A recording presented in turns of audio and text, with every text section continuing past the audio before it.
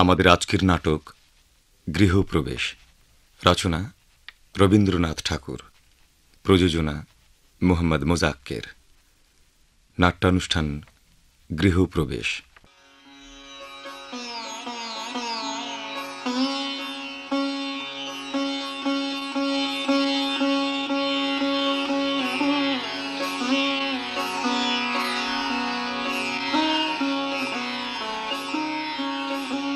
যতীনাজ কেমন আছে হিমি? ভালো না কায়েত পিসি। বলি খিদেটা তো আছে এখনো? না, 1 চামচ বাড়লেও সইছে না। আমি যা বলি একবার দেখোই না বাছা।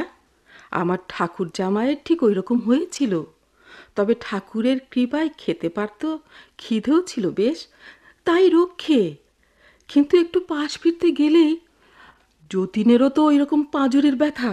না, ওর তো কোনো ব্যথা নেই। তা নাই রইল, কিন্তু ঠাকুর জামাইও ঠিক ওই রকম কত মাস ধরে শয্যাগত ছিল। তাই বলি বাছা, ফরিদপুর থেকে আনিয়ে নে না সেই কপিলেশ্বর ঠাকুরের। যদি বলিস তো না হয় আমার ছেলে অতুলকে।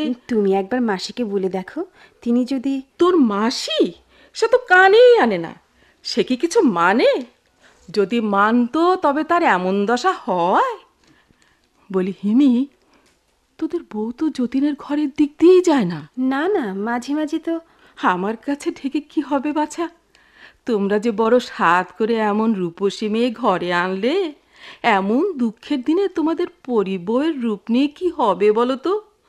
এর চেয়ে যে কালো কুচ্ছি... অমন করে বলো না কায়েত পিসি, আমাদের বউ ছেলে মানুষ। ও মা, ছেলে মানুষ বলিস কাকে? বয়স ভারী বিয়ে দিয়েছিল বলে কি আমাদের চোখ নেই? অমন ছেলে যতীন, তার কপালে এমন। ওই যে আসছে মনি। এসো বাছা এসো, ছাতে ছিলে বুঝি? হ্যাঁ। শিলেদের বাড়ির বর বেরিয়েছে, তাই বুঝি দেখতে গিয়েছিলে? ছেলে মানুষ দিন রাত রুগীর ঘরে কি... আমার টবের গাছে জল দিতে গিয়েছিল। ভালো কথা মনে করিয়ে দিলে। তোমার গোলাপের কলম অতুলের গাছের শখ খুবই, ঠিক তোমার মতো। তা দেব। আর শোনো বাছা, তোমার গ্রামোফোন তো আজকাল আর ছোঁও না। যদি বলো তো ওটা না হয় নিজের খরচায় মেরামত করিয়ে তো নিয়ে যাও না। তোমাদের বউয়ের হাত খুব দরাজ, হবে না কেন? কত বড় ঘরের মেয়ে, বড় লক্ষ্মী। ওই আসছেন তোমাদের মাসি, আমি যাই। যতীনের দরজা আগলে বসেই আছেন, ব্যামোকে তো ঠেকাতে পারেন না, আমাদেরই ঠেকিয়ে রাখেন। কি খুঁজছো বৌদিদি? আমার কুকুর ছানাকে দুধ খাওয়াবার সেই পিরিচটা। বৌমা, তোমার পায়ের শব্দের জন্য যতীন কান পেতে আছে, তা জানো? এই সন্ধ্যের মুখে রোগীর ঘরে ঢুকে নিজের হাতে আলোটি জ্বেলে দাও, তার মন খুশি হোক। কি হলো বলি, কথার একটা জবাব দাও। এক্ষুনি আমাদের... যেই আসুক না কেন, তোমাকে তো বেশিক্ষণ থাকতে বলছি না। এই তার মকরধ্বজ খাওয়ার সময় হলো, তোমার জন্যই রেখে দিয়েছি। তুমি খলটা নিয়ে ওর পাশতলায় দাঁড়িয়ে আস্তে আস্তে মধু দিয়ে মেরে দাও, তারপর ওষুধটা খাওয়া হলেই চলে এসো। আমি তো দুপুরবেলায় ওর ঘরে গিয়েছিলাম। তখন তো ঘুমিয়ে পড়েছিল। সন্ধ্যের সময় ও ঘরে ঢুকলে কেমন আমার ভয় করতে থাকে। কেন, তোমার ভয় কিসের? ওই ঘরেই আমার শ্বশুরের মৃত্যু হয়েছিল, সে আমার খুব মনে পড়ে। কেউ মরেনি, সমস্ত পৃথিবীতে কোথাও এমন একটু জায়গা আছে? বলো না মাসি, বলো না, সত্যি বলছি, মরাকে আমি ভারী ভয় করি। আচ্ছা বাপু, দিনের বেলাতে না হয় তুই আর একটু ঘন ঘন... আমি চেষ্টা করেছি যেতে, কিন্তু আমার কেমন গা ছমছম করে। উনি আমার মুখের দিকে এমন একরকম করে চান, চোখ দুটো জলজল করতে থাকে। তাতে ভয়ের কথাটা কি? মনে হয় যেন উনি অনেক দূর থেকে আমার মুখের দিকে তাকিয়ে আছেন, যেন এই পৃথিবীতে না। আচ্ছা বাপু, বাইরে থেকে না হয় পত্তি টত্তিগুলো তৈরি করে দে। তুই মনে করে নিজের হাতে কিছু করছিস শুনলে সেও তবু কতকটা... মাসি, আমাকে তোমরা ছেড়ে দাও, আমি দিনরাত এইসব রোগের কাজ নিয়ে নাড়াচাড়া করতে পারবো না। একবার জিজ্ঞাসা করি, তুই নিজে যদি কখনো শক্ত ব্যামোয় পড়িস তাহলে? কখনো তো ব্যামো হয়েছে বলে মনে পড়ে না। কন্যগড়ের বাগানে থাকতে একবার জ্বর হয়েছিল, মা আমাকে ঘরে বন্ধ করে রেখেছিলেন। আমি লুকিয়ে পালিয়ে একটা পচা পুকুরে চান করে এলুম। সবাই ভাবলে নিউমোনিয়া হবে, কিচ্ছু হলো না। সেই দিন জ্বর ছেড়ে গেল। তোদের বাড়িতে কারো কি কখনো বিপদ আপদ কিচ্ছু ঘটেনি? আমি তো কখনো দেখিনি। এই বাড়িতে এসে প্রথম মৃত্যু দেখলুম। কেবলই ইচ্ছে করছে ছাড়া পাই কোথাও চলে যাই। মালিশের গন্ধ পেলে মনে হয় বাতাসকে যেন হাসপাতালের ভূতে পেয়েছে। তোর যদি এমনি মেজাজ হয় তাহলে তোকে নিয়ে সংসারে। জানি নে, আমাকে তোমাদের বাগানের মালিক করে দাও না, সে আমি ঠিক পারবো। চললুম। দেখো মাসি, বৌদিদির এমন স্বভাব যে চেষ্টা করেও রাগ করতে পারিনি। মনে হয় যেন বিধাতা ওর উপরে কোনো দায় দিয়ে পৃথিবীতে পাঠাননি। ওর কাছে দুঃখ কষ্টের কোনো মানেই নেই। ভগবানের বাইরের দিকটা বহু যত্নে করতে গিয়ে ভেতরের দিকটা শেষ করবার এখনো সময় পাননি। তোর দাদার এই বাড়ির মতো আর কি। খুব ঘটা করে আরম্ভ করেছিল, বাইরের মহল শেষ হতে হতে দেউলে। ভিতরের মহলের ভাড়া আর নামলো না। আজ ওকে কেবলই ভোলাতে হচ্ছে। বাড়িটাকে নিও, মনিকে নিও। বুঝতে পারিনি এটা কি আমাদের ভালো হচ্ছে। কি জানিস সিমি, মৃত্যু যখন সামনে তখন ঘর তৈরি সারা হোক না হোক, কি এলো গেল। তাই ওকে বলি, একান্ত মনে সংকল্প করেছ বা সেইটি সম্পূর্ণ হয়েছে। হিমি, সেইটি তো সত্য।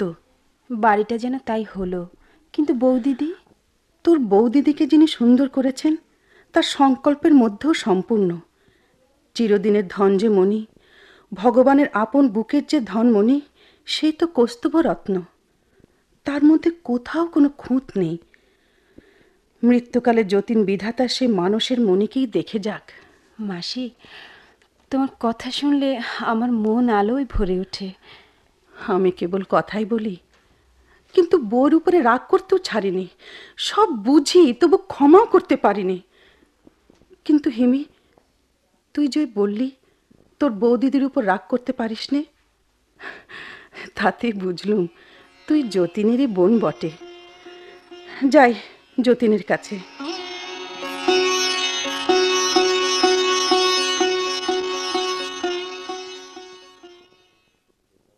মাসি, তেতালার ঘরে সব পাথর বসানো হয়ে গেছে?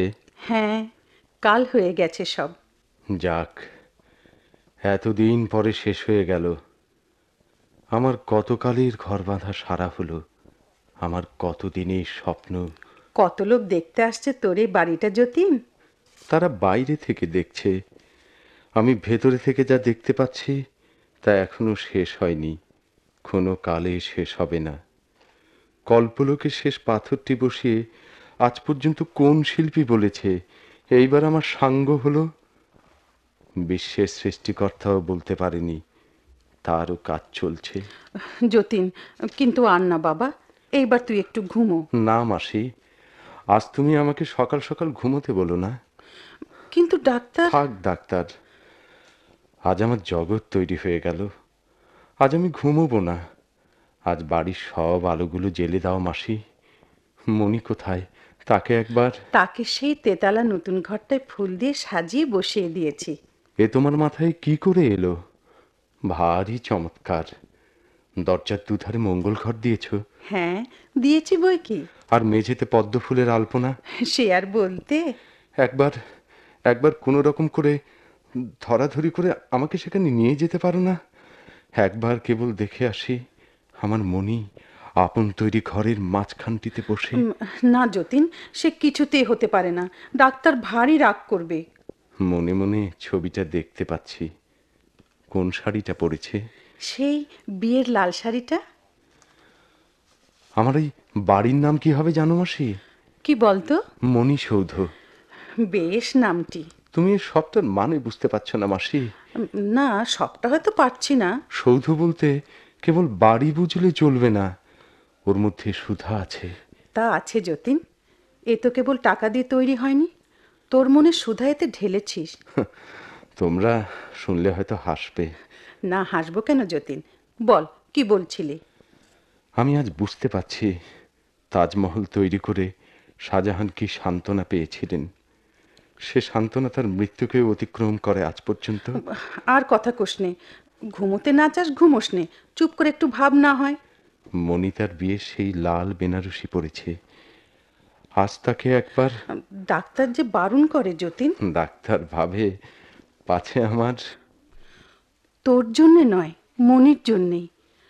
ওকে বাইরে থেকে বোঝা যায় না, কিন্তু ওর ভেতরটাতে দুর্বলতা আছে, ডাক্তার বললে বুঝি? সে আমরা সকলেই লক্ষ্য করেছি। আহা বেচারা, তাহলে সাবধান হয়েও। কাজ নেই, রোগীর ঘর থেকে দূরে দূরে থাকাই ভালো।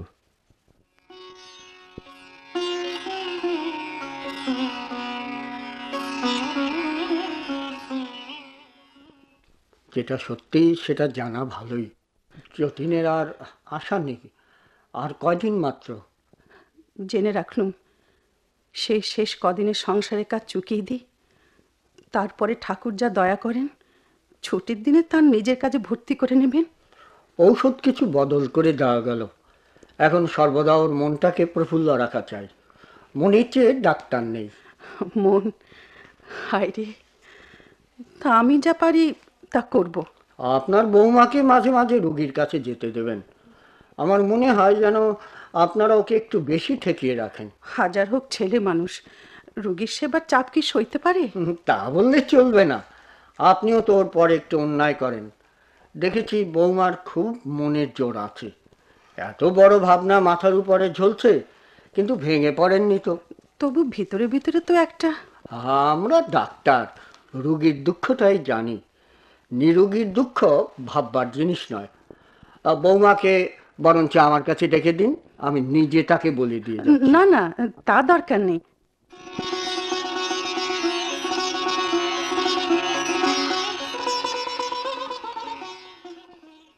সেদিন তোমাদের বউকে আলিপুরে জুতে দেখলুম যে। ও জন্তু জানার ভারী ভালোবাসে, প্রায় সেখানে যায়। জন্তু ভালোবাসে বলে কি স্বামীকে ভালোবাসতে নেই? কে বললে ভালোবাসে না? ছেলে মানুষ, দিনরাত রোগীর কাছে থাকলে বাঁচবে কেন? আমরাই তো ওকে জোর করে। তা যাই বলো বাপু, পাড়া শুদ্ধ মেয়েরা সবাই কিন্তু ওর কথা। পাড়ার মেয়েরা তোকে বিয়ে করেনি সুরো?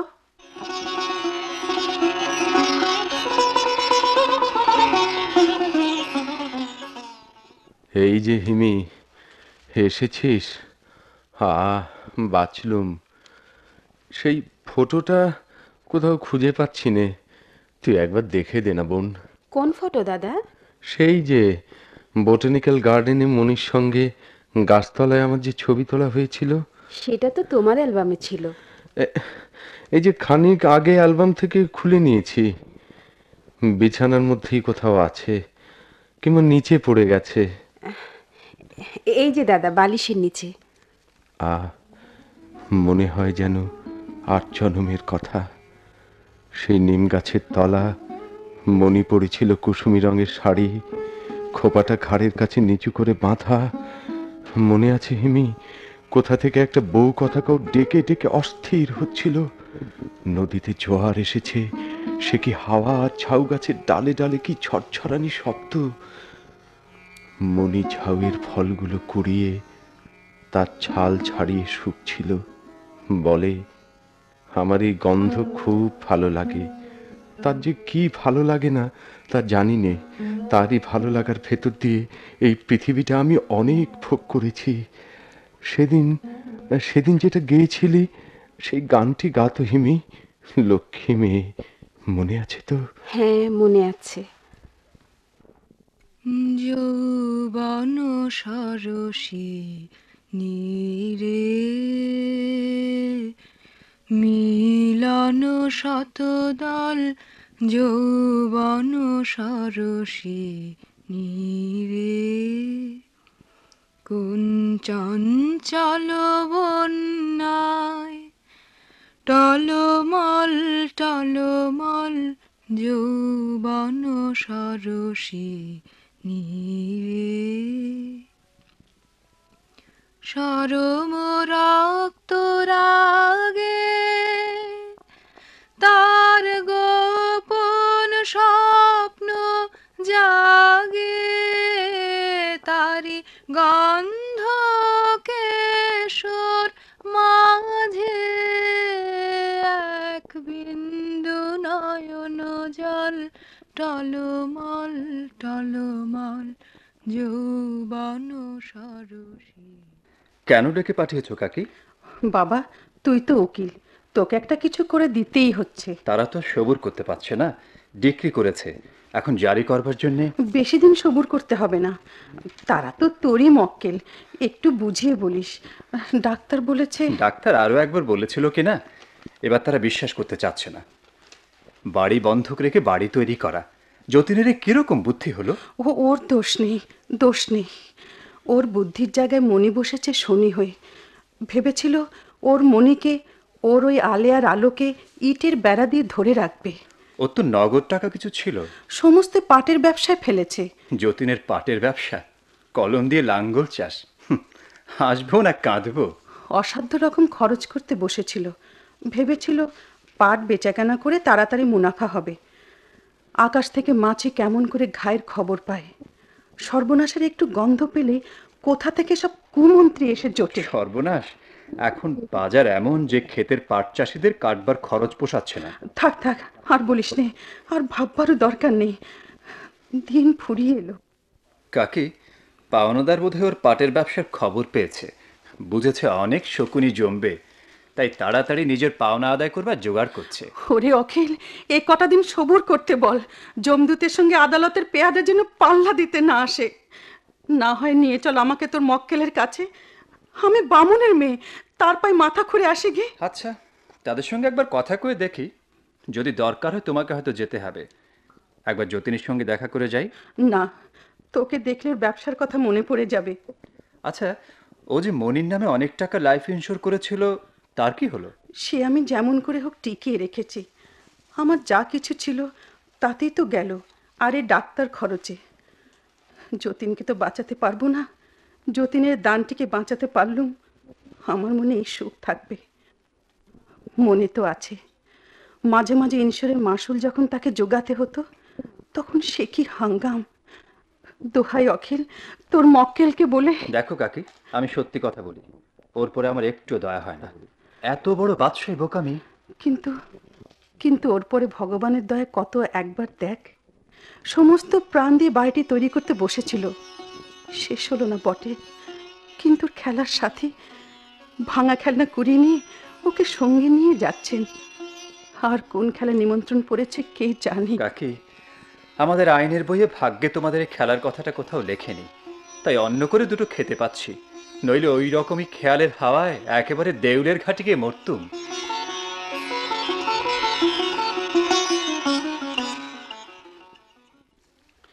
বউ, তোমার বাপের বাড়ি থেকে কিছু খবর এসেছে নাকি?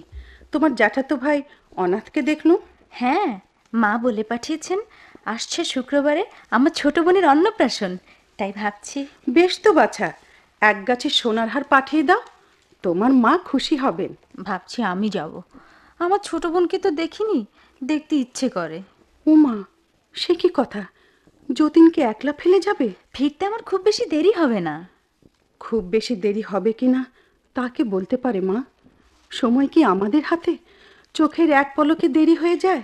3 ভাইয়ের পরে বড় আদরের মেয়ে, ধুমধাম করে অন্নপ্রাশন হবে, আমি না গেলে মা ভারী। তোমার মায়ের ভাব বাছা বুঝতে পারিনি। কান্নাথ 7 সমুদ্রে ঘেরা যাদের প্রাণ, তোমার মাও তো সেই মায়েরই জাত। তবু তিনি মানুষের এত বড় ব্যথা বোঝেন না, ঘন ঘন কেবলই তোমাকে ডেকে ডেকে নিয়ে যান। দেখো মাসি, তুমি আমার মাকে খোটা দিয়ে কথা কইও না বলছি। তবু যদি আপন শাশুড়ি হতে তাও নয় সহ্য করতুম, কিন্তু। আচ্ছা মনি, অপরাধ হয়েছে, আমাকে মাফ করো। আমি শাশুড়ি হয়ে তোমাকে কিছু বলছি না, আমি একজন সামান্য মেয়ে মানুষের মতো মিনতি করছি। যতীনের এই সময় তুমি যেও না। যদি যাও তোমার বাবা রাগ করবেন, সে আমি নিশ্চয়ই জানি। তা জানি, তোমাকে এক লাইন লিখে দিতে হবে মাসি। এই কথা বলো যে আমি গেলে বিশেষ কোনো। তুমি গেলে কোনো ক্ষতি নেই, সে কি আমি জানি না। কিন্তু তোমার বাপকে যদি লিখতে হয়, আমার মনে যা আছে খুলেই লিখবো। আচ্ছা বেশ, তোমাকে লিখতে হবে না, আমি ওকে গিয়ে বললেই উনি। দেখো বউ, অনেক সয়েছি, কিন্তু এই নিয়ে যদি তুমি যতীনের কাছে যাও, কিছুতেই সইব না। আচ্ছা থাক তোমাদের চিঠি, বাপের বাড়ি যাব, তার এত হাঙ্গামা কিসের? উনি যখন জার্মানিতে পড়তে যেতে চেয়েছিলেন তখনই তো পাসপোর্টের দরকার হয়েছিল। আমার বাপের বাড়ি কি জার্মানি নাকি? আচ্ছা আচ্ছা, অত চেঁচে কথা কইও না। ওই বুঝি আমাকে ডাকছে। যাই যতীন, কি জানি শুনতে পেয়েছে কিনা।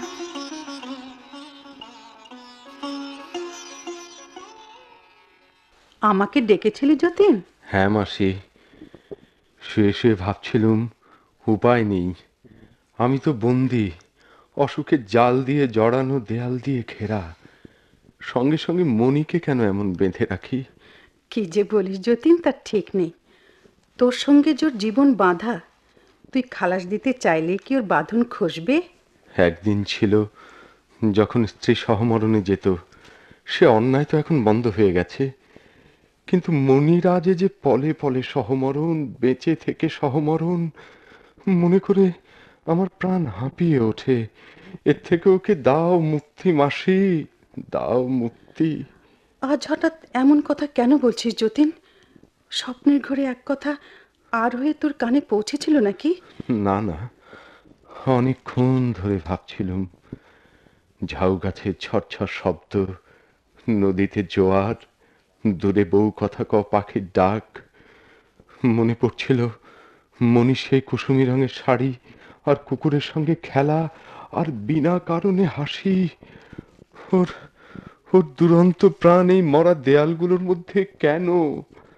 দাও ছুটি ওকে। কতদিন এ বাড়িতে ওর হাসি শুনতে পাইনি। ওর স্রোতে নবীন জোয়ার, সে কি ওইসব ওষুধের শিশি আর রোগীর পথ্যের মধ্যে বাঁধ বেঁধে আটকে দেবে? আমার মনে হচ্ছে এ অন্যায়, ভারী অন্যায়। কিচ্ছু অন্যায় না, একটু অন্যায় না। যার প্রাণ আছে সেই তো প্রাণ দিতে পারে। বসন্ত ভরা মেঘের। উঠে বসিস নে যতীন, শো। অমন ছটফট করতে নেই। কোথায় মনিকে পাঠাতে চাস বল, আমি বুঝতে পারছি নে। না হয় মণিকে ওর বাপের বাড়িতে, ভুলে যাচ্ছি, ওর বাবা এখন কোথায়? সীতারামপুরে। হ্যাঁ হ্যাঁ, সীতারামপুরে। সে খোলা জায়গা, সেখানে ওকে পাঠিয়ে দাও। শোনো একবার, এই অবস্থায় তোকে ফেলে বাপের বাড়ি যেতে চাইবেই বা কেন? ডাক্তার কি বলেছে সে কথা কি সে? তা সে নাই জানলে, চোখে তো দেখতে পাচ্ছে। সেদিন বাপের বাড়ি যাবার কথা যেমনি একটু ইশারায় বলা, অমনি বউ কেঁদে অস্থির। সত্যি মাসি, বউ কাঁদলে? সত্যি? তুমি দেখেছো? এতই বা আশ্চর্য কিসের? ও যে সেই অমরাবতীর উর্বশী, যেখানে মৃত্যুর ছায়া নেই। ওকে তোমরা করে তুলতে চাও প্রাইভেট হাসপাতালের নার্স। যতীন, ওকে কি তুই কেবল ছবির মতোই দেখবি, তাতে- দেয়ালে টাঙিয়ে রাখবার? তাতে দোষ কি? ছবি পৃথিবীতে বড় দুর্লভ। দেখার জিনিসকে দেখতে পাবার সৌভাগ্য কি কম? তা হোক। তুমি বলছিলে মণি কেঁদেছিল। লক্ষ্মীর আসন পদ্ম, সেও দীর্ঘ নিঃশ্বাস ফেলে সুগন্ধে বাতাসকে কাঁদিয়ে দেয়। মেয়ে মানুষ যদি সেবা না করতে পারলে তাহলে? শাহজাহানের ঘরে ঘরকন্যা করবার লোক ঠেক ছিল। তাদের সকলের মধ্যে কেবল একজনকে তিনি দেখেছিলেন, যার কিছুই করবার দরকার ছিল না। নইলে তাজমহল তার মনে আসতো না। তাজমহলের কোনো দরকার নেই। মাসি, মাসি, আমি সেরে উঠলেই আবার এই বাড়িটা নিয়ে পড়ব। যতদিন বেঁচে থাকি এই বাড়িটাকে আমার সম্পূর্ণ করে তোলাই একমাত্র কাজ হবে। আমার এই মণি সৌধ, বিধাতার স্বপ্নকে আমি যে চোখে দেখলুম, আমার স্বপ্নকে সাজিয়ে তুলে কেবল সেই খবরটি রেখে যেতে চাই। মাসি, তুমি হয়তো আমার কথা ঠিক বুঝতে পারছো না। তা সত্যি বলছি বাবা, তোদের এই পুরুষ মানুষের কথা আমি ঠিক বুঝিনি। ওই ওই জানালাটা আর একটু খুলে দাও না। ওই দেখো, ওই দেখো, অনাদি অন্ধকারের সমস্ত চোখে জলের ফোঁটা তারা হয়ে রইল। মাসি, তোমরা কিন্তু বরাবর মনে করে এসেছো ওর মন চঞ্চল, আমাদের ঘরে ওর মন বসেনি। কিন্তু দেখো। না বাবা, ভুল বুঝেছিলাম। সময় হলে মানুষকে চেনা যায়। তুমি মনে করেছিলে মণিকে নিয়ে আমি সুখী হতে পারিনি, তাই তার উপর রাগ করতে। কিন্তু সুখ জিনিসটি ওই তারাগুলোর মতো অন্ধকারের ফাঁকে ফাঁকে দেখা দেয়। জীবনের ফাঁকে ফাঁকে কি স্বর্গের আলো জ্বলেনি? আমার যা পাবার তা পেয়েছি, কিছু বলবার নেই। কিন্তু মাসি, ও তো অল্প বয়স, ও কি নিয়ে থাকবে? অল্প বয়স কিসের? আমরাও তো বাছা ওই বয়সে দেবতাকে সংসারের দিকে ভাসিয়ে দিয়ে অন্তরের দিকে টেনে নিয়েছি। তাতে ক্ষতি হয়েছে কি? তাও বলি, সুখেরই বা এত বেশি দরকার কিসের? যখন থেকে শুনেছি মনি কেঁদেছে, তখন থেকে বুঝেছি ওর মন জেগেছে। ওকে ওকে একবার ডেকে দাও মাসি। দুপুরবেলা একবার এসেছিল, তখন দিনের প্রথম আলো দেখে হঠাৎ মনে হলো ওর মধ্যে ছায়া একটুও কোথাও নেই। একবার এই সন্ধ্যের অন্ধকারে দেখতে দাও, হয়তো ওর ভেতরে সেই চোখের জলটুকু দেখতে পাবো। তোর কাছের ভালোবাসা ঘুমটা খুলতে এখনো লজ্জা পায়, তাই ওর যত কান্না সবই আড়ালে। আচ্ছা, থাক, না হয় আড়ালেই থাক, কিন্তু সেই আড়ালের খবরটি মাসি তুমি আমাকে দিয়ে যেও। কেননা যখন তার আড়ালটি সরে যাবে, তখন হয়তো আজ কিন্তু সন্ধেবেলায় আমি তার সঙ্গে বিশেষ করে একটু কথা বলতে চাই। কি তোর এমন বিশেষ কথা আছে বলতো? আমার মণিসৌধ তৈরি হয়ে গেল, সেই খবরটা আপন মুখে তাকে দিতে চাই। গৃহপ্রবেশ তো আমার নয়, গৃহপ্রবেশ তাকেই করতে হবে। তার জন্যে আমার এই সৃষ্টি, আমার এই ইটকাঠের বিনয় গান। সে বুঝি জানে না? তবু নিবেদন করে দিতে হবে। হিমিকে বলবো দরজার বাইরে থেকে ওই গানটা গাইবে। মোর জীবনেরও দান কর গ্রহণ করার পরম মূল্যে চরম মহিয়ান। মাসি, যাও তুমি ডেকে দাও। এই যে হিমি, শোন। দাদা। এবারে সবটা তুই দেখেছিস? হ্যাঁ, চমৎকার হয়েছে। ওপরের যে ঘরটাতে পাথর বসাতে দিয়েছিলাম, কই প্ল্যানটা কোথায়? এই যে এই ঘরে এর কড়িকার ঢেকে একটা কাঠের চাঁদা হয়েছে তো? হ্যাঁ, হয়েছে বই কি। তাতে কি রকম কাজ হয়েছে বলতো? চারদিকে মোটা করে নীল পাড়, মাঝখানে লাল পদ্ম আর সাদা হাঁসের জমি, ঠিক যেমন তুমি বলে দিয়েছিলে। আর দেয়ালে বকের সার ঝিনুক বসিয়ে আঁকা। আর মেঝেতে শঙ্খের পাড়, আর তার মাঝখানে মস্ত একটা পদ্মাসন। দরজার বাইরে দুধারে শ্বেত পাথরের দুটো কলস বসিয়েছিস কি? হ্যাঁ, বসিয়েছে। তার মধ্যে দুটো ইলেকট্রিক আলো শিশি বসানো। কি সুন্দর! জানিস সে ঘরটার কি নাম? জানি, মণি মন্দির। সেদিন অখিল তোর মাসির কাছে এসেছিল, কি বলছিল? কিছু শুনেছিস কি এই বাড়িটার কথা? তিনি বলেছেন কলকাতায় এমন সুন্দর বাড়ি আর নেই। না, সে কথা নয়। অখিল কি এ বাড়ির? না, থাক, কাজ নেই। মাসি বলছিলেন আজ দুপুরবেলা মৌরলা মাছের যে ঝোল হয়েছিল, সেটা নাকি মনির তৈরি, ভারী সুন্দর স্বাদ। তুই কি? সে আমি বলতে পারিনি। ছি বোন, তোর বৌদির সঙ্গে আজ পর্যন্ত তোর ভালো বনল না, এটা আমার ননদ যে আমি, তাই হয়তো। তুই বুঝি শাস্ত্র মিলিয়ে ভাগ করিস, রাগ করিস? হ্যাঁ দাদা, সে যে হিন্দি গান আছে, ননদিয়া রোহি জাগি, তুই বুঝি সেটাকে একটু বদলে দিয়ে করেছিস, ননদিয়া রহি রাগি? হ্যাঁ দাদা, সুরে খারাপ শুনতে হয় না, ননদিয়া রোহি রাগি। কিন্তু বেসুরও করিস নে বোন। সে কি হয়? তোমার কাছেই তো সুর শেখা।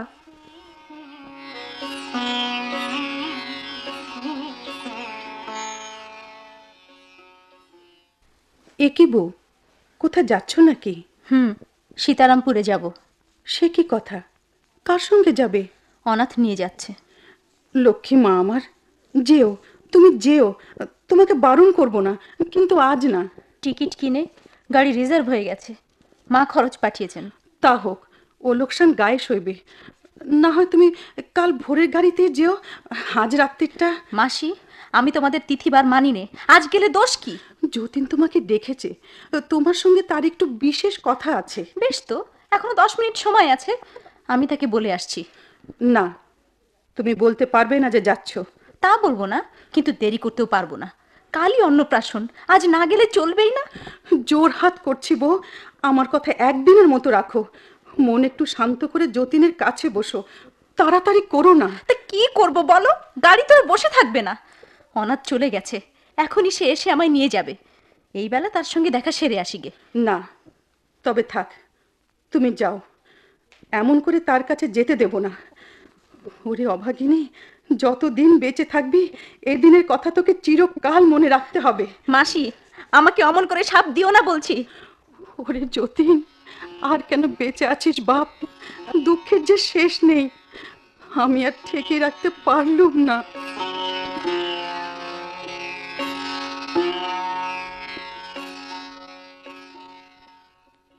কেন ডেকেছো কাকি? তোকে ডেকে পাঠাবার জন্যে কাল থেকে যতীন আমাকে বারবার অনুরোধ করছে, আর ঠেকিয়ে রাখা গেল না। ওর সে বাড়ি বন্ধকের ব্যাপার নিয়ে? সে কথাটা ওর মনের মধ্যে খুবই আছে, কিন্তু সেটাও জিজ্ঞাসা করতে চায় না। যতবারই ভাবনাটা ধাক্কা দিচ্ছে ততবারই তাকে সরিয়ে সরিয়ে রাখছে। সে কথা তাই ওর কাছে কোনো মতে পারবি না, ও পারবে না। তবে আমাকে কিসের দরকার পড়লো? উইল করবার জন্যে। উইল? অবাক করলে। জানি কোনো দরকার ছিল না, কিন্তু মাথার দিব্যি দিচ্ছি, এই কথাটি তোকে রাখতেই হবে। ও যাকে যা কিছু দিতে বলে, সম্ভব হোক অসম্ভব হোক, সমস্ত তোকে ঠিক ঠিক লিখে নেওয়া চাই। হাসিস না, প্রতিবাদ করিস না। তারপরে সে উইলের যা দশা হবে তা জানি। জানি বই কি, জর্জ দি ফিফথের সমস্ত সাম্রাজ্যই আমি যতীনকে দিয়ে উইল করিয়ে নিজের নামে লিখিয়ে নিতে পারি। আমার বিশ্বাস সম্রাট বাহাদুর আনডিউ ইনফ্লুয়েন্সের অভিযোগ এনে আদালতে নালিশ রুজু করবেন না। কিন্তু দেখো কাকি, এবার তোমার সঙ্গে বাড়ির কথাটা বলে নেই। আমার মক্কেল অখিল, এখন দুটো সত্যি কথা কওয়াই যাক। ঘরে বাইরে কেবলই মিথ্যে বলে বলে দম বন্ধ এলো। এখন শোন, তোর মক্কেল তুই নিজেই এ কথা গোড়া থেকেই জানি। সে কি কথা কাকি? থাক, ভোলাবার কোনো দরকার নেই। ভালোই করেছিস। জানি আমার সম্পত্তি তোদেরই অধিকার বলে তোরা বরাবরই তারপরে দৃষ্টিপাত করে আসছিস। ছি ছি কাকি, এমন কথা। তাতে দোষ কি ছিল বল? তোরা আমারই ছেলেরই মতো তো বটে, তোদেরই সব দিতুম। কিন্তু কিন্তু আমরা দুই বোন ছিলুম। বাবা দিদির উপর রাগ করে একলা আমাকে তার সম্পত্তি দিয়ে গেলেন। সে রাগ পড়ে যাবার আগেই তার মৃত্যু হলো। স্বর্গে আছেন তিনি, আজ তার সেই রাগ নেই। সেই জন্য বাবার সম্পত্তি তারই দরিদ্রের ভোগে ঢেলে দিয়েছি। লক্ষ্মীর কৃপায় তোদের তো কোনো অভাব নেই। তা নিয়ে তোমাকে কি কোনো কথা বলেছি কোনোদিন? বুদ্ধি থাকলে কথা বলবার তো দরকার হয় না। বাড়ি তৈরির নেশায় যতীনকে ধরলে, সে নেশার ভেতরে যে কত অসহ্য দুঃখ তা তোরা পাকা বুদ্ধি আইনওয়ালারা বুঝবি নে। আমি মেয়ে মানুষ, ওর মাসি। আমার বুক ফাটতে লাগলো। ধার পাবো কোথায়? তোরই কাছে যেতে হলো। তুই এক ফাঁকা মক্কেল খাড়া করলি। বামুন ঠাকুর এসেছেন। লক্ষ্মী মেয়ে, তুই তাকে একটু বসতে বল, আমি এক্ষুনি আসছি। কাকি, তোমার এই বঞ্জির বয়স কত হবে? 17 সবে পেরিয়েছে, এই বছরে আয়ে দেবে। গলাটি ভারী মিষ্টি, বাইরে থেকে ওর গান শুনেছি। ওরা দুই ভাই বোন, একই জাতের। দাদা বাড়ি করছেন, ইনি গান করছেন, দুটোতে একই সুরের খেলা। বিয়ের সম্বন্ধ? না, ওর দাদার অসুখ হয়ে অবধি সে কথা কাউকে মুখে আনতে দেয় না। পড়াশোনা সব ছেড়ে এখানেই পড়ে আছে। কিন্তু ভালো পাত্র খুঁজে দিতে পারি কাকি, যদি কখনো। যেমন তুই মক্কেল খুঁজে দিয়েছিলি সেই রকমই না? না কাকি, ঠাট্টা না। আমি ভাবছি ওকে যদি একটা হারমোনিয়াম পাঠিয়ে দিই, তাতে কি তোমাদের? কোনো আপত্তি নেই, কিন্তু ও তো হারমোনিয়াম ভালোবাসে না। গানের সঙ্গে? গানের সঙ্গে এসরাজ বাজায়। আচ্ছা, তাহলে এসরাজই না হয়। ওর তো আছে এসরাজ। না হয় আরও একটা হলো, সম্পত্তি বাড়িয়ে তোলাকেই তো বলে শ্রীবৃদ্ধি। আচ্ছা তিস, এখন আমার কথাটা শোন। এতকাল তোর সে মক্কেলকে সুদ দিয়ে এসেছি, আমারই পৈতৃক গয়না বেচে। মাঝে মাঝে মক্কেল যখনই 3 দিনের মধ্যে শোধ নেবার করার দাবি করে চিঠি দিয়েছে, তখনই সুদ চড়িয়ে চড়ে আজ আমার কিচ্ছু নেই। কাজেই কাকির সম্পত্তি দেওয়ার পর সিন্ধুকেই গেছে। প্রেতলোকে আমার শ্বশুরের তৃপ্তি হয়েছে, কিন্তু আমার বাবা, যতীনের মা, পরলোকে তাঁদের যদি চোখের জল পড়ে। দাদা তোমাকে বারবার ডাকছেন মাসি, ছটফট করছেন, আর কেবলই বৌদিদির কথা জিজ্ঞাসা করছেন। তার জবাব কিছুতেই আমার মুখ দিয়ে বেরোয় না, আমার গলা আটকে যায়। কাঁদিস নে মা, কাঁদিস নে। আমি যতীনের কাছে যাচ্ছি। কাকি, আমি যদি কিছু করতে পারি বলো, আমি না হয় যতীনের কাছে গিয়ে। হ্যাঁ, যতীনের কাছে যেতে হবে।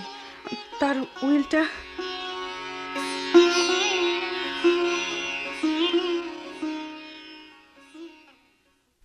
মনি এলো না, এত দেরি করলে যে?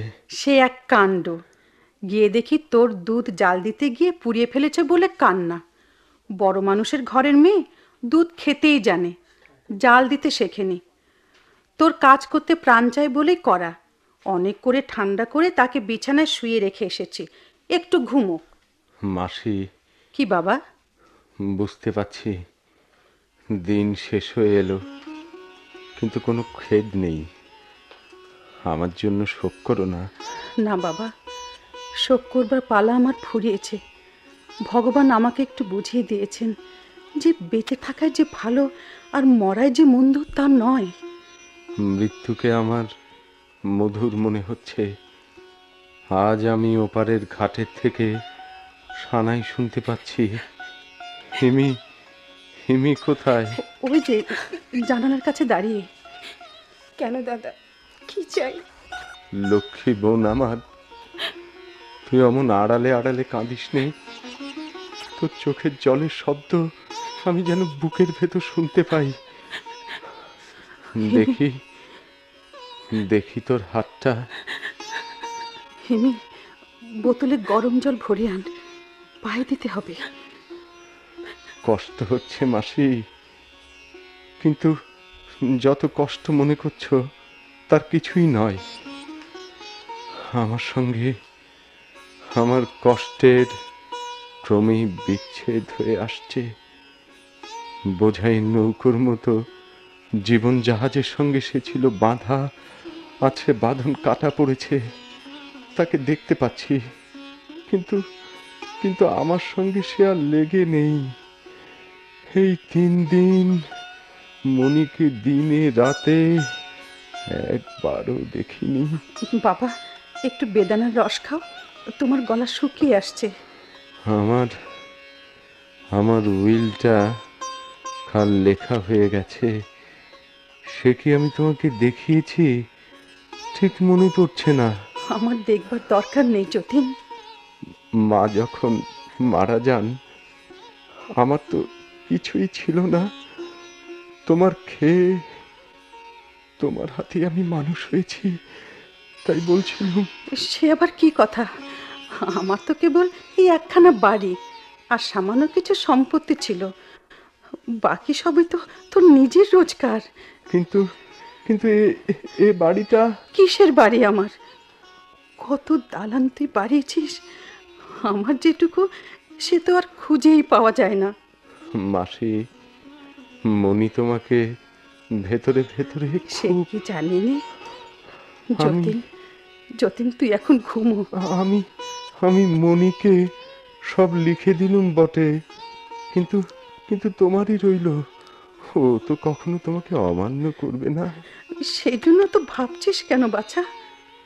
তোমার আশীর্বাদে আমার সব। তুমি আমার উইল দেখে এমন কথা কোনোদিন মনে করো না। ও কি কথা যতীন? তোর জিনিস তুই মনিকে দিয়েছিস বলে আমি মনে করব? এমনি পোড়ামন। কিন্তু তোমাকেও আমি। দেখ যতীন, এইবার রাগ করব।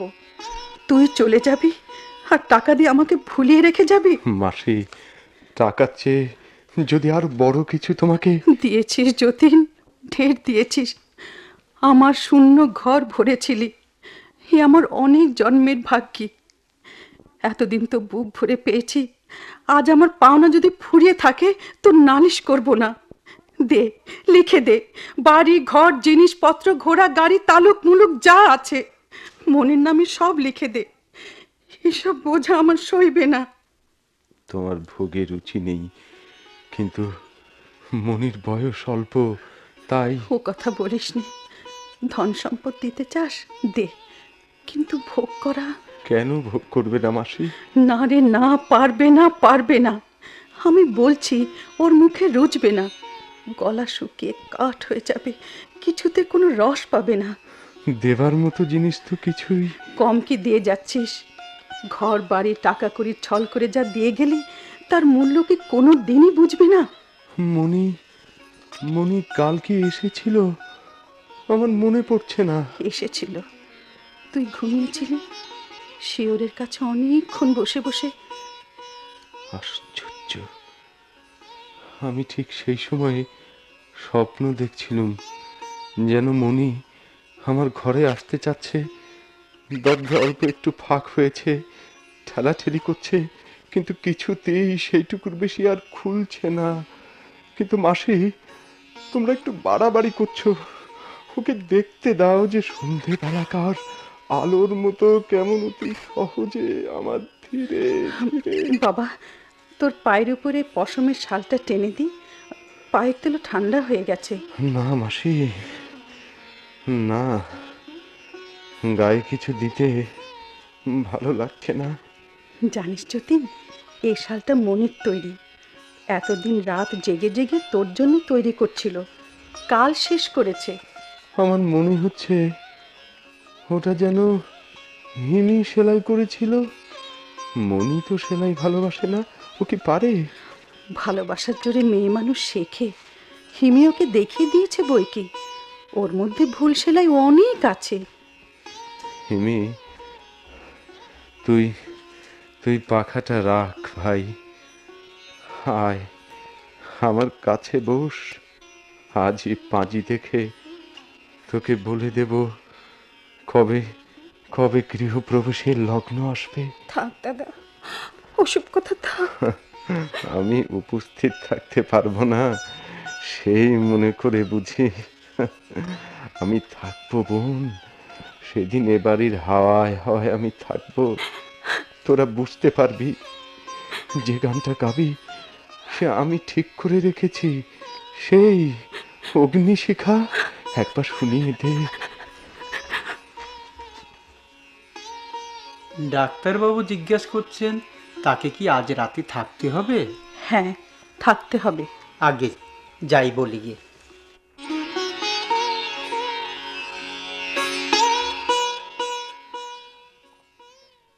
মাসিকে ডেকে দিই। দরকার নেই, তেমন জরুরি কিছু নয়। দাদার ঘরে কি যাবেন? না, এখান থেকে খবর নিয়ে যাব। যতীন কেমন আছে?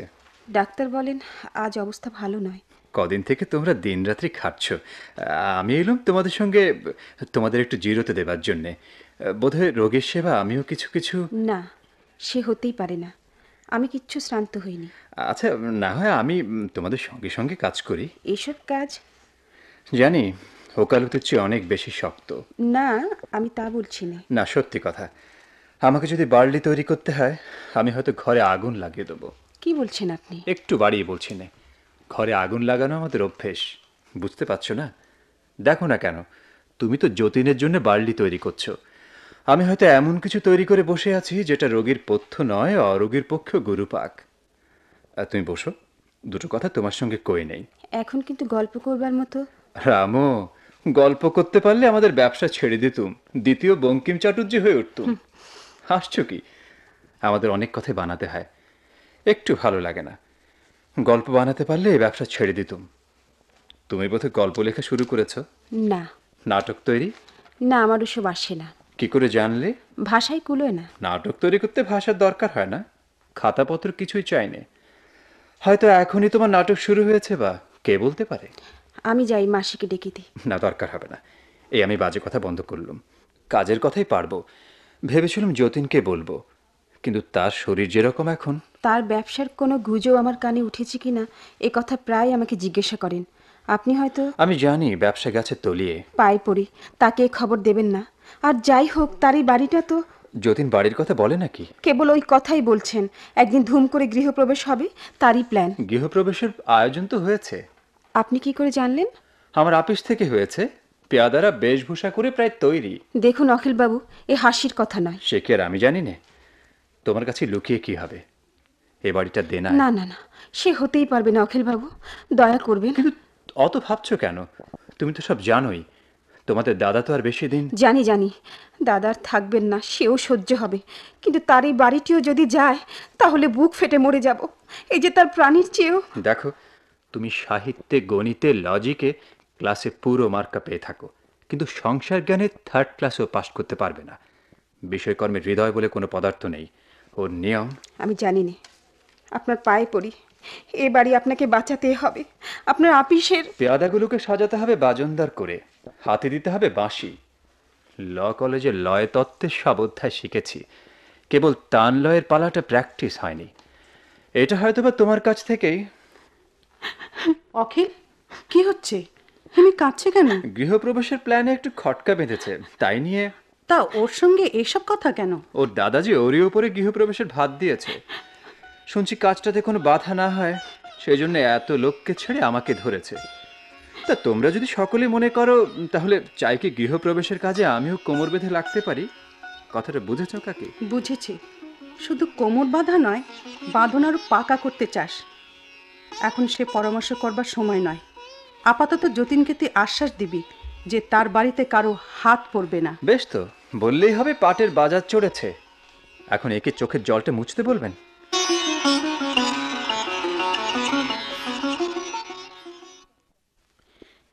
এই যে ডাক্তার, যতীনকে কেমন দেখলে? ভালো নয়, কিন্তু এখনো বৌমা এলো না। আপনিও তো অনেকক্ষণ ওর ঘরে যাননি। ডাক্তার, মনির কথা জিজ্ঞাসা করলে কি জবাব দেব ভেবে পাচ্ছি না। আর তো আমি কথা বানিয়ে উঠতে পারিনি। নিজের উপর ধিক্কার জন্মে গেল। ও একটু ঘুমিয়ে পড়লে তারপরে ঘরে যাব। আমি বাইরে অপেক্ষা করব। রোগী কেমন থাকেন ঘন্টাখানেক পরে খবর দেবেন।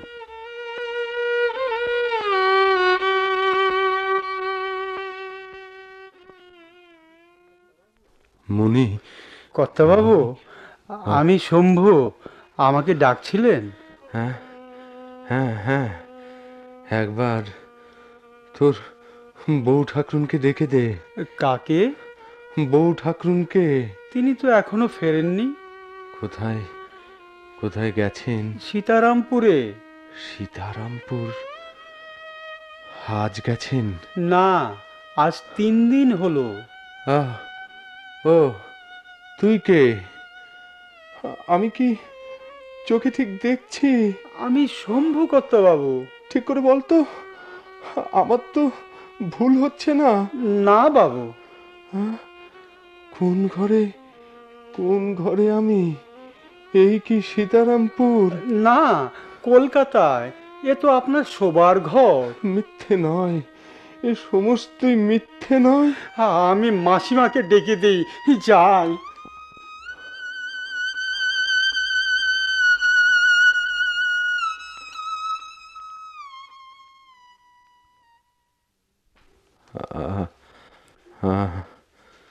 আমি যে মরে যাইনি,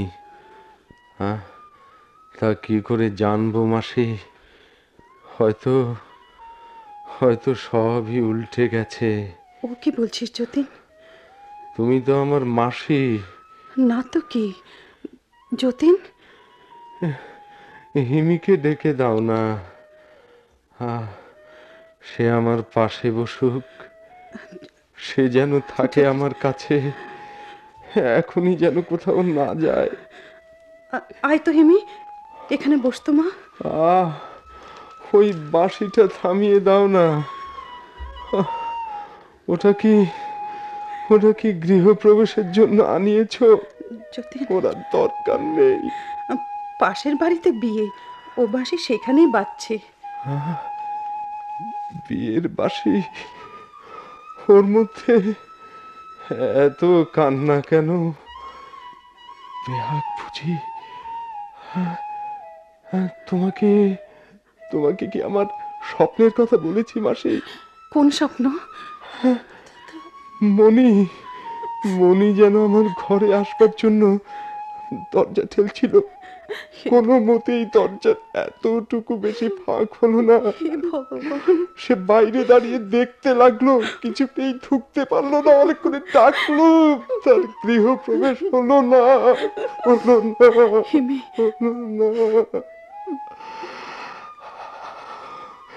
বুঝেছি মাসি, আমি বুঝেছি।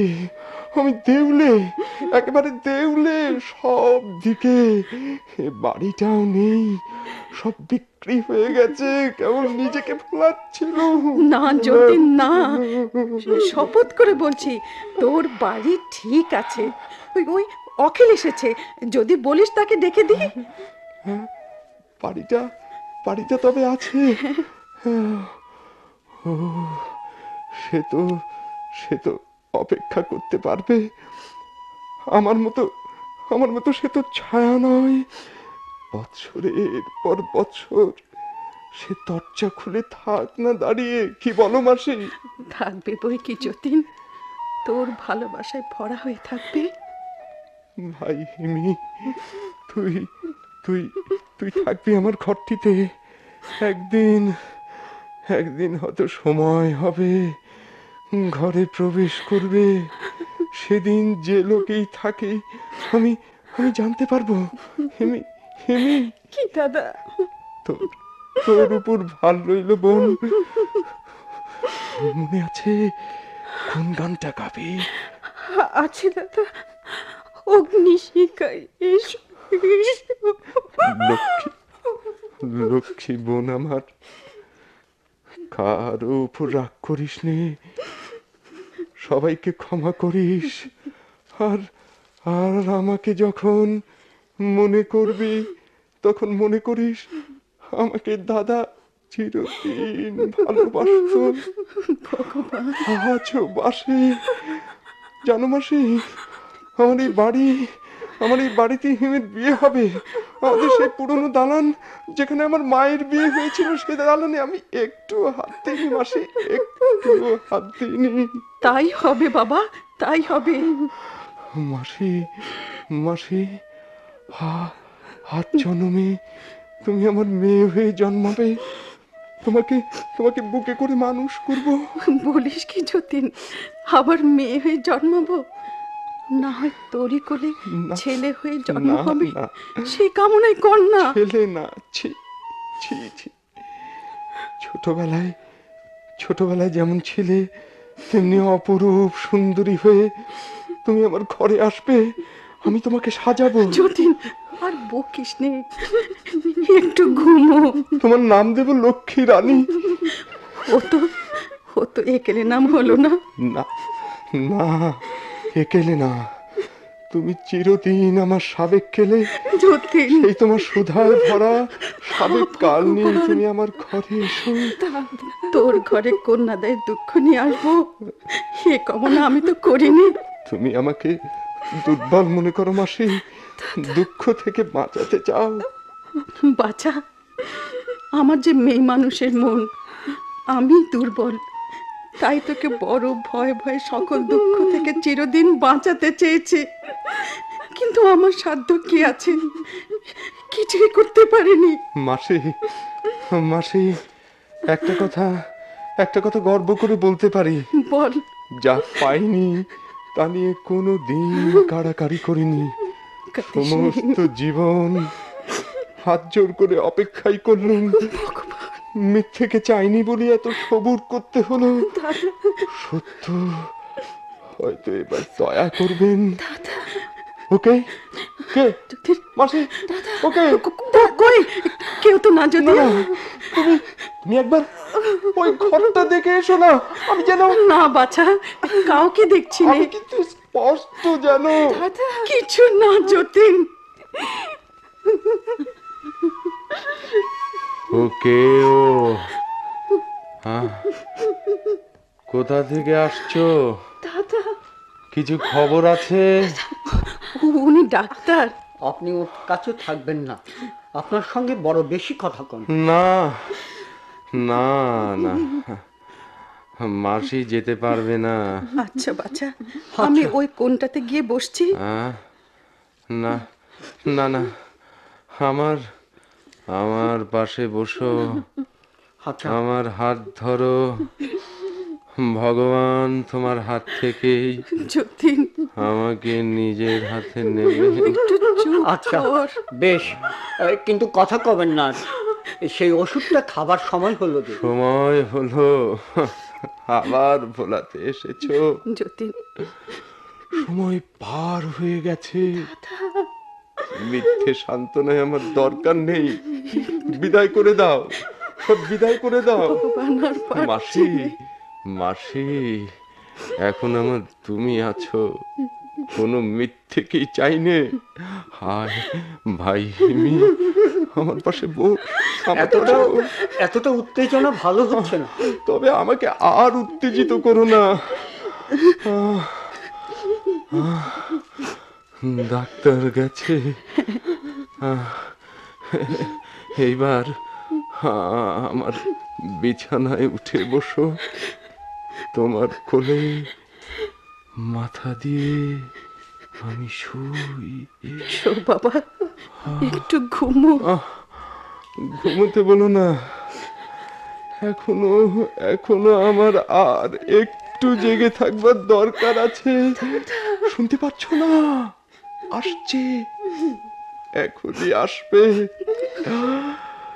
চোখের ওপর কিরকম সব ঘোর হচ্ছে। গোধূলি লগ্ন আমার বাসার ঘরের দরজা খুলবে। ওই গানটা জীবন মরণে সীমানা।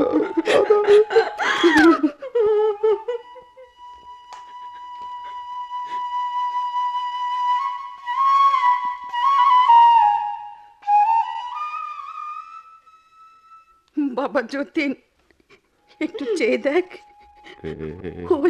ওই যে এসেছে। কে?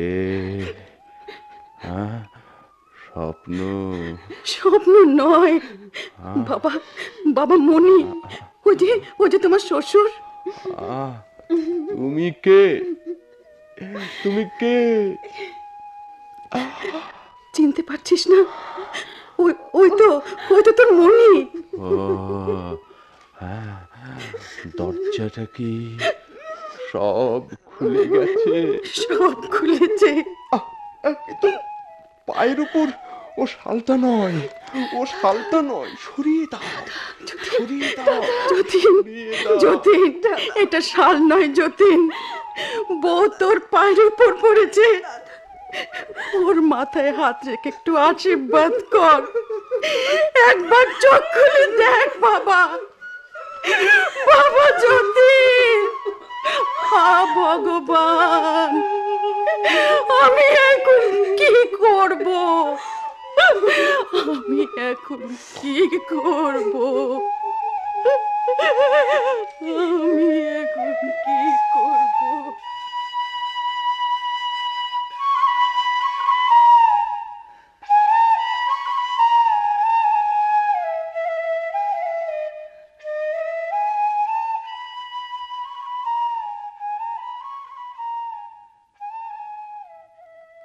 গৃহপ্রবেশ নাটকের অভিনয় শুনলেন।